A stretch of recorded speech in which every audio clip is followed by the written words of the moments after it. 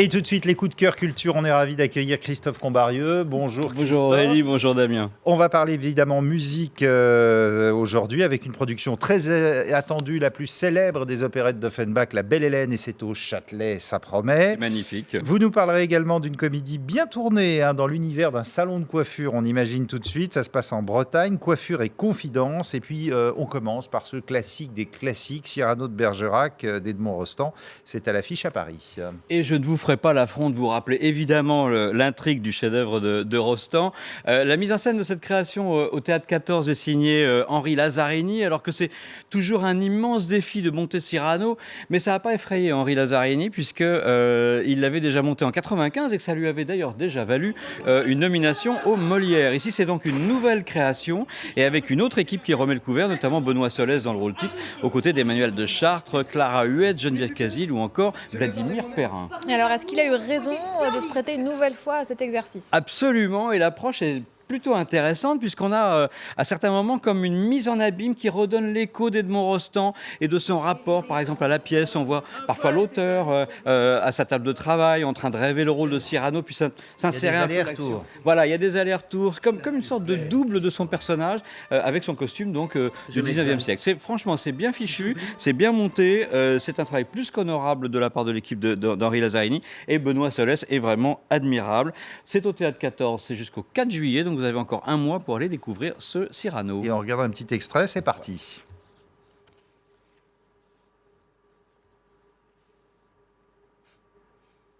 Cyrano.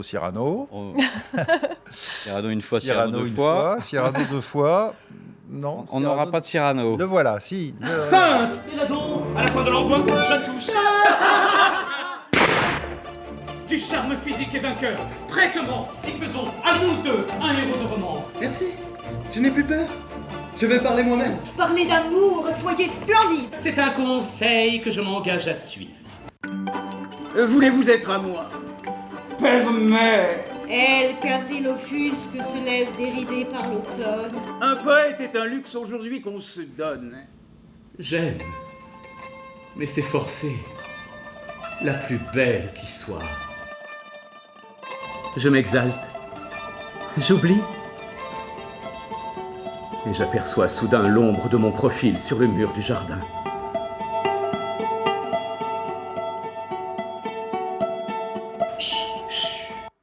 C'est plus facile le nez avec l'élastique. C'est plus simple. Moins de maquillage. C'est moins compliqué que pour Depardieu. On va partir au Théâtre Michel à présent, ou plutôt d'ailleurs en Bretagne, pour une comédie dont le titre est tout un programme à lui tout seul, Coiffure et confidence. Et c'est une charmante comédie sucrée à l'eau de rose, absolument délicieuse, qui ne vous est peut-être pas étrangère puisqu'il s'agit au départ de la pièce Style Magnolia de Robert Harling qui avait été déjà adaptée à l'écran. C'était en 1989 pour le film Potin de femme avec Julia Roberts, Sally Fields et Shirley MacLaine, rien que ça. Aujourd'hui, c'est Didier Caron qui a planché sur l'adaptation, donc dans un salon de coiffure à Paimpol, et c'est l'excellent Dominique Guillot qui en a assuré la mise en scène. C'est peut-être de la curiosité masculine, mais qu'est-ce qui se passe dans un salon de coiffure et qu'est-ce qui peut justifier comme ça qu'on en fasse une pièce? Vous n'allez jamais chez le coiffeur, vous, Damien? Si, mais là, ça a l'air d'être un salon de coiffure pour dames, quand même. Alors, il s'y passe rien de bien étonnant. De quoi parle-t-elle? Évidemment, de nous, forcément. Bon, je plaisante qu'à moitié, puisque ces femmes qui sont elles aussi des habituées, des voisines, des amies, vont échanger sur l'amour, sur le sexe, sur la vie conjugale, mais aussi sur la politique, sur la religion, et évidemment de quoi alimenter des dialogues truculents. Mais dans cette atmosphère finalement de lac et de bigoudi va s'introduire une épreuve dont deux des comédiennes se seraient bien passées évidemment, un problème avec l'une de leurs filles, donc ça pose évidemment un problème. Et puis l'intérêt de la pièce, c'est avant tout les personnages. Ces femmes ont toutes des caractères très bien trempés, variés, avec vraiment une alchimie formidable, très bien dirigée. C'est Marie-Hélène Lantigny, Léa François, Elisabeth Vitali, Sandrine Lebert, Isabelle Tanakil et Brigitte Faure. C'est un formidable moment. Je vous le recommande. Ça fait du bien. Absolument à fond. Ce sera tout l'été, en tout cas à Paris, et c'est au Théâtre Michel. Regardez. Bonjour Claire. Bonjour Thérèse. Si je sors avec un couple, j'ai l'impression de tenir la chandelle. Et si c'est avec une amie, on passe pour de vieilles affamées. C'est affreux ce chien, c'est quoi comme marque? Bonjour Deb. Me tire pas les pompes, toi, j'ai mis des claquettes. Je me trompe ou tu es négative? Et toi, je t'en pose. J'aimerais tellement, mais je sais plus ce que j'aimerais. On leur dit, maman? Pas la peine de garder le secret plus longtemps. Quoi? Quand?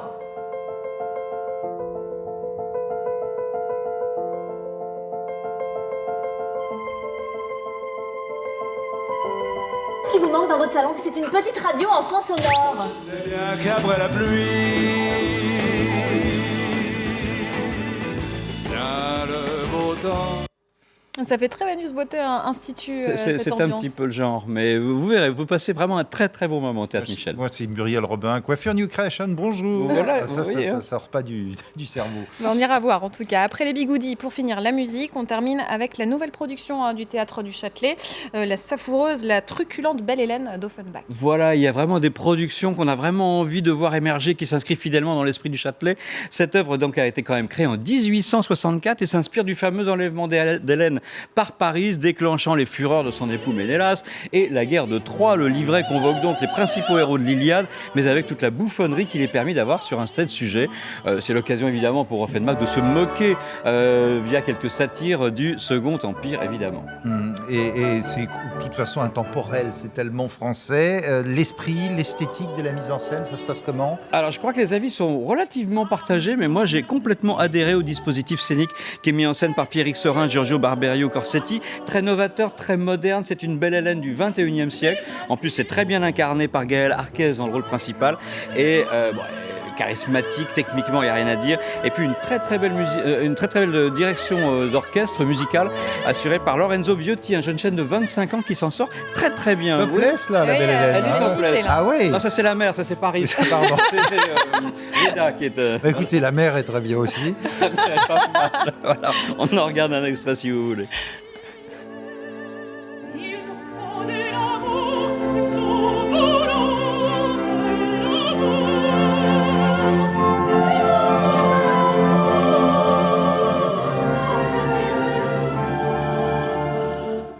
Il nous faut de l'amour, nous voulons l'amour.